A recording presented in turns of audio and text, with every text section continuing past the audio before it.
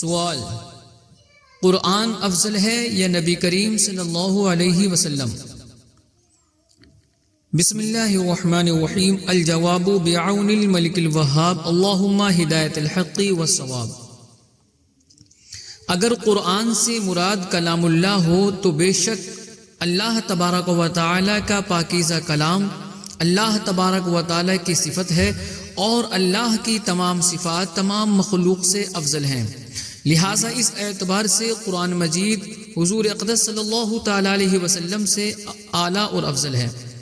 ہاں اگر قرآن مجید سے مراد مصحف ہو یعنی لکھائی کاغذ وغیرہ ہو تو یہ سب مخلوق ہیں، اور اللہ تبارک و تعالی کی مخلوق میں چونکہ سب سے اعلیٰ اور افضل حضور اقدس صلی اللہ علیہ وآلہ وسلم کی ذات ہے، اس اعتبار سے آپ صلی اللہ تعالی علیہ وآلہ وسلم افضل ہیں۔